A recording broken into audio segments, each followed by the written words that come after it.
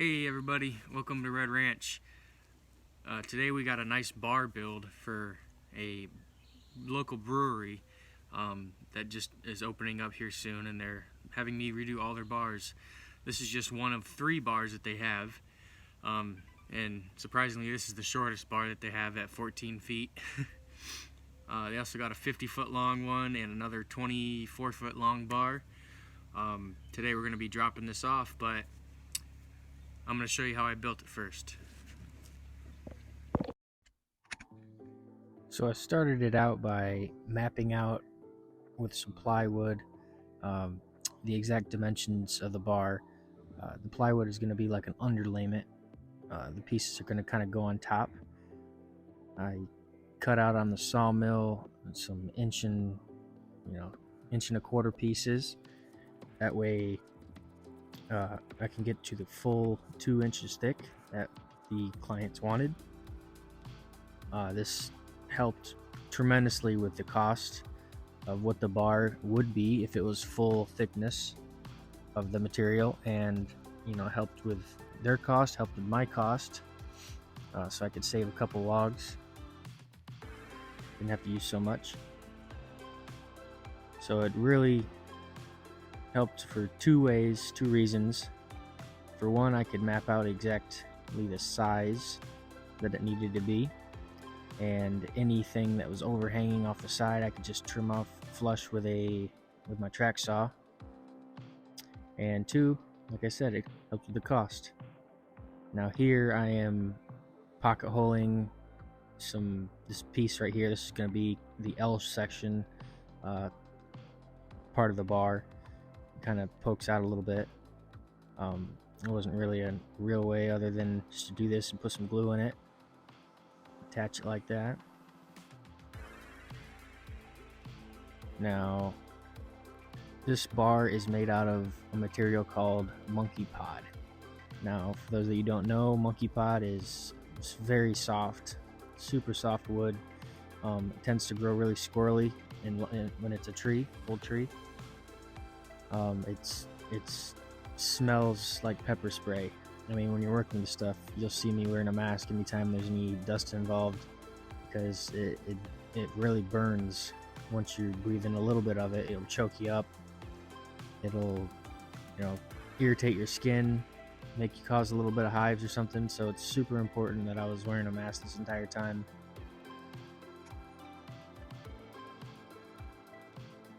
The monkey pod is very beautiful. A lot of the times they use it for those great big coffee or conference tables for businesses, or great big dining tables, 16-foot long dining tables. It grows quite a bit down south, in the tropics. But it's a very beautiful wood. It's very soft. Has the density of similar to white pine, so it's super soft. But we're going to be pouring the epoxy all over it, so it'll harden it right up, no issues. So I'm just going through the processes of joining, planing, and cutting them down to size, where they're all the same thickness and width. And also I have nice straight boards to deal with, because that'll really limit the amount of gaps I have to fill with epoxy later.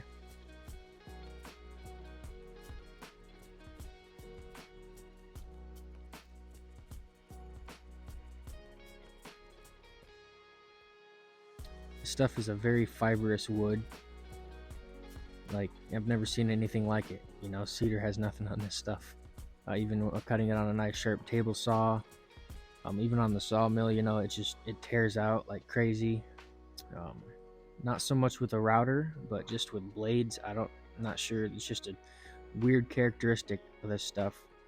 It just rips and tears and pulls the fibers out.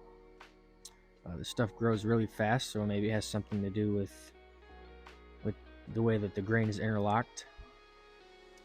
Now here I ended up with 12-inch length by 4 3/4 inch wide pieces. I'm cutting them all down to size here. It's almost like a subway tile kind of butcher block.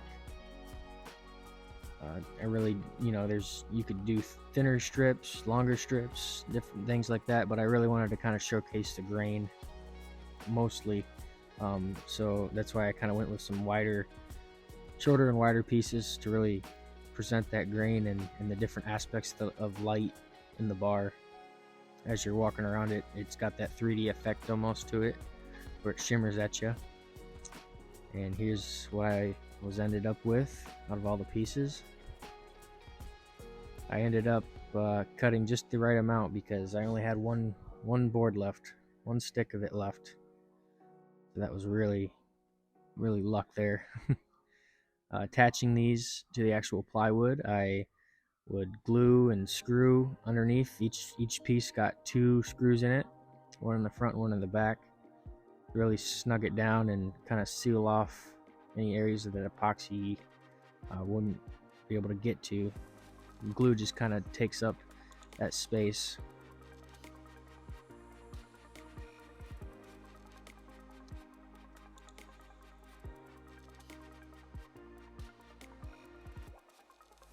Now I built it a little bit off of the plywood so I could come back and do this exact right here, where I would trim it with the track saw. That way everything was nice and clean and flush. So I set my tracks up and cut the longest pieces, and then I went through and cut the shorter pieces by just with one track. Made it nice and easy.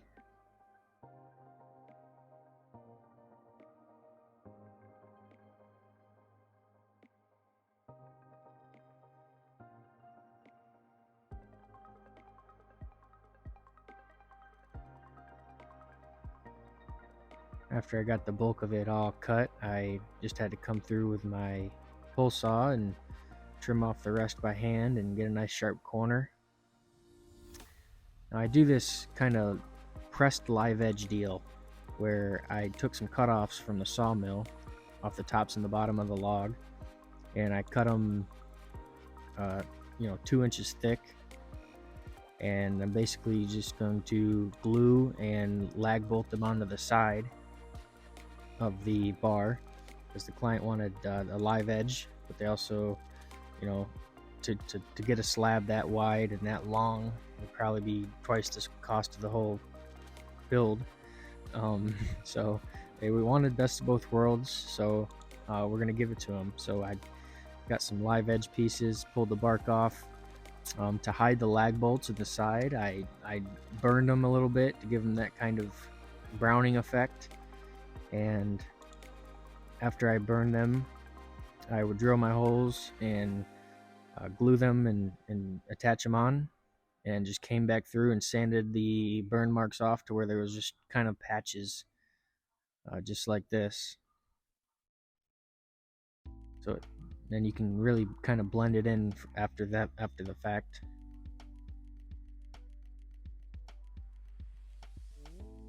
And from there, it was just lots and lots of sanding.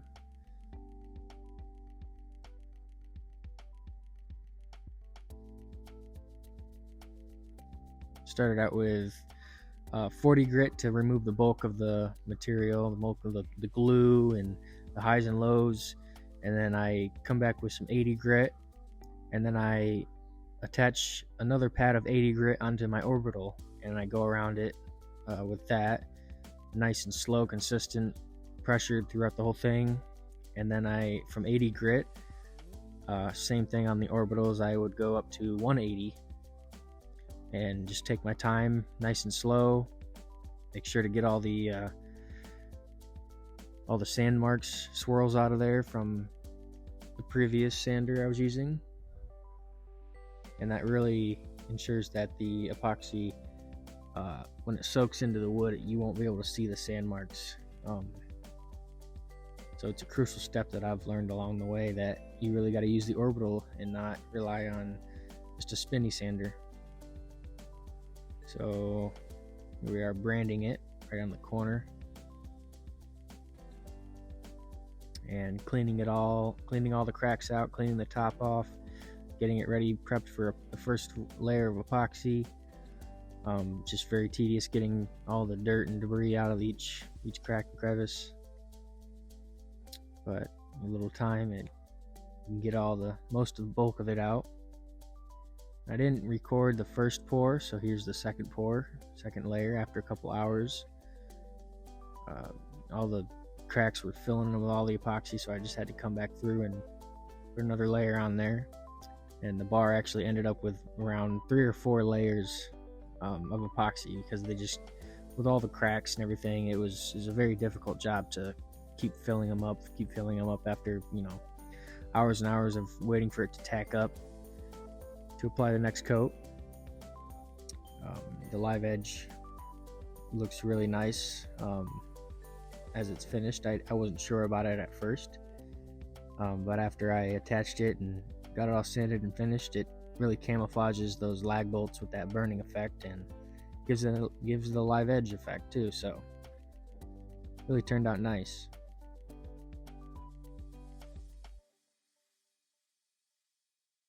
So now we got the final coat put on there, and I'm taking it over to the business.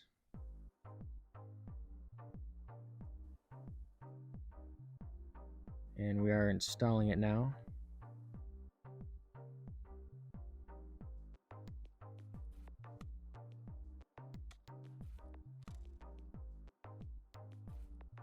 Client was very pleased, very happy with the result, and I got some glamour shots coming up.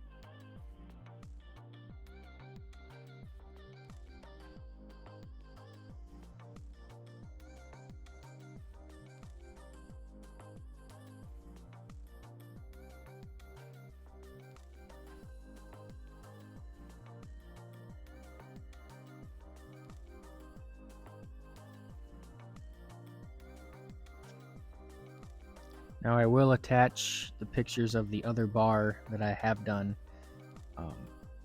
just to show you guys how that turned out as well. Thanks for watching. I hope you enjoy. And don't forget to like, subscribe, and comment. Appreciate it.